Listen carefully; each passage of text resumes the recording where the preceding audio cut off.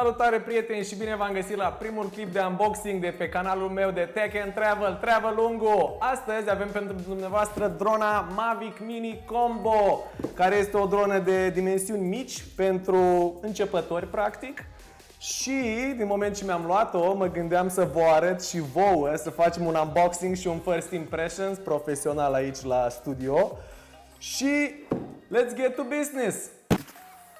După cum puteți vedea, drona este încă trasă în țiplă, așa că cu ajutorul unui cutter vom procede să perforăm plasticul. Ia uite ce frumos aude. Și acum decisiva. Wow! Yepi! S-a dus plasticul, deci de acum încolo nu mai putem face un unboxing oficial, un redo practic. Pac! Șmecherie! Bătălie! Pentru început avem o husă, o borsetă. Puteți observa și aici borseta cu etichetă cu tot, pe care în momentul când o deschidem să vedem ce o să iasă. Sună periculos și atât de ușoară. Aici observăm că avem un slot pentru card SD și un încărcător micro USB, un USB tip 2 cum mi se mai spune, clasicul nu are tip C. Aici observăm încă niște stickere și camera minunată. Și observăm, este o dronă de dimensiuni foarte mici, nu știu exact cât e, dar practic e cât palma mea. Poate un pic mai mică chiar decât palma. Fac, doar tragi de ele, deci măcar nu trebuie să unlock nothing. Pac! Și asta aici. Pac! Și asta aici. Eu sunt mirat de cât e de mică. Voi ați mai văzut drona așa de mică? Wow! Probabil sunt și mai mici, îți dai seama, dar nu atât de profi, deci filmează la 2,7K și vedem, scrie și pe ea ultralight 249 de grame, ceea ce înseamnă că este legal în multe țări să o pilotăm fără vreo licență sau vreun permis, inclusiv în România. Da, în rest, plastic tot ultralight, aici ar trebui să aibă niște senzori după modele mai mari, dar nu are. Singurii ei senzori sunt aici jos, în partea inferioară și este pentru, practic, indoor flying, deci dacă vreți să o zburați în casă, ceea ce nu este recomandat la prima tură. O să o lăsăm un pic pe masă și o să continuăm să vedem ce avem în cutie, nu? Observăm, acesta este probabil chargerul pentru cele 3 baterii din combo pe care îl avem. Apoi după charger sau sub charger o cutiuță cu de la joystick, care este următoarea piesă de rezistență. Pararam, nu puteți pilota drona fără un joystick ca lumea, bineînțeles. Cei de la Mavic s-au gândit să ne pună și un joystick. Așa arată joystick-ul. Deci îmi zice să fac așa cu una și așa cu cea de-a doua. Și astea sunt de schimb, nici nu trebuia să le deschid pentru că mai au două aici. Eu repede m-am grăbit să le deschid, în caz că le pierzi.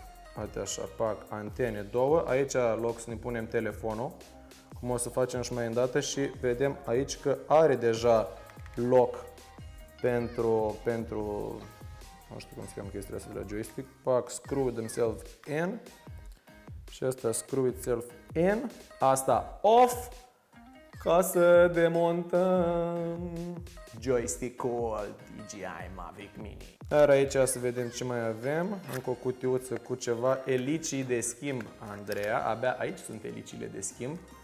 Foarte drăguț, avem vreo 2-3 seturi, cred că. Da, astea toate sunt elicii de schimb.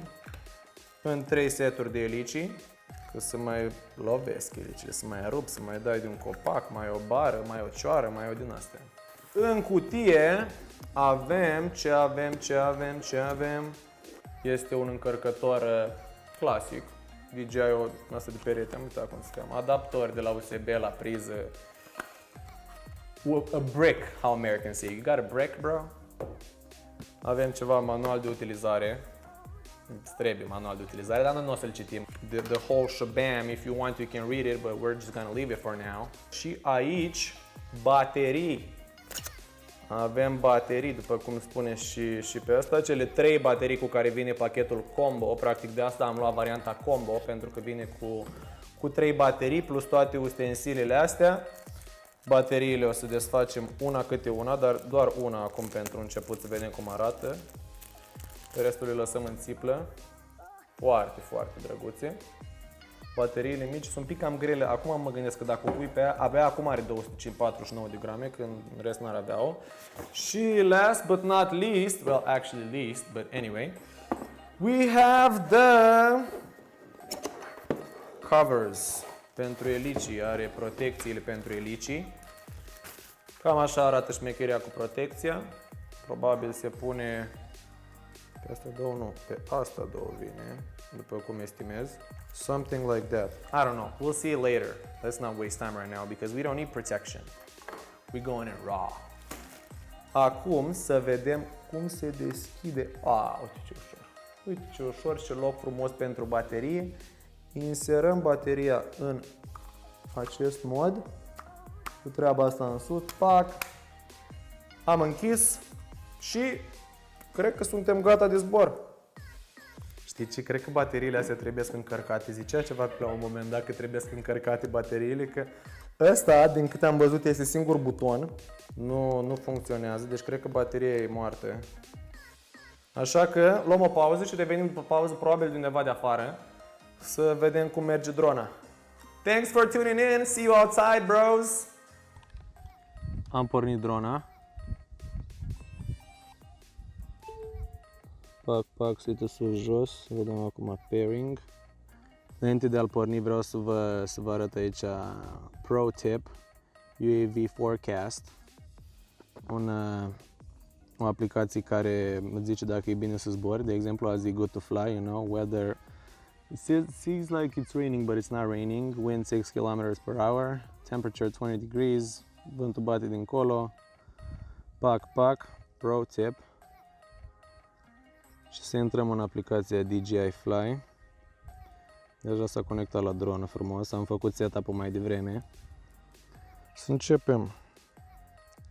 Ținem apăsat vreo 3 secunde pe take-off. Take-off. Și acum apăsăm pe butonul de record. Face record. Ați văzut ce frumos a ridicat. Se aude un pic cam tare. De asta mergem în sus. Avem aici, după cum puteți observa, să se plimbe gimbalul în jos. Ajustăm de treaba asta. Și încet, frumos, o ridicăm sus. Suntem la un iaz din apropierea Sucevei. La iazul Icar. Veneam aici când eram copil. Ok, grijă la păsări, deja mă atacă. Fii atent, mă văd. Mamă, dar ce merge. Ia uite. Și vedem de aici, o dăm în jos, în sus, pe în stânga, pe în dreapta. Pac, de aici o dăm în dreapta, de aici o dăm în stânga. Înapoi, înainte, mama mia.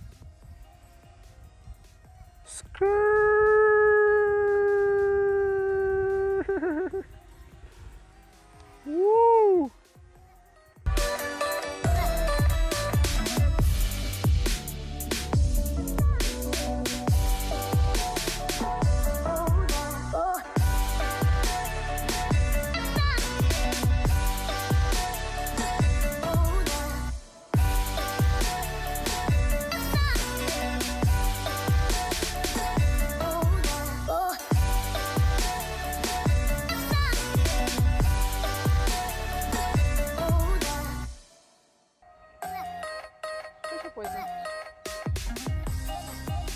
Da, trebuie să opresc filmarea. Da.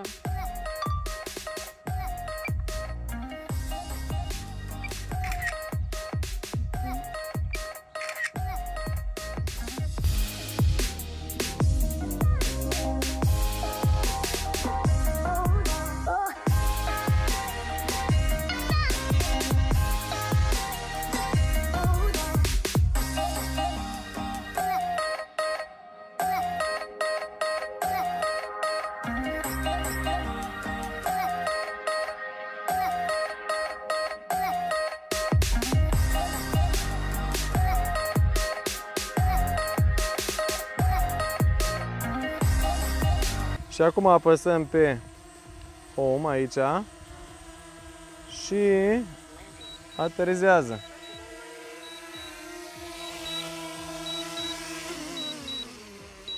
Pac! Șmecherie pe felie la Suceava, la Icar. Salutare, fraților! Mă bucur că ați fost cu noi tot video până aici. Prima aventură a fost bună, first impression e pretty good. M-am tăiat și la deget acum încercând să o aterizez în palmă. Don't try this at home, it's not advised, you know. But thanks for tuning in, like, share, subscribe, all that good stuff, you know, follow me if you want to find out more like drone videos and travel videos and like cool tech stuff, I guess. So stay tuned, peace!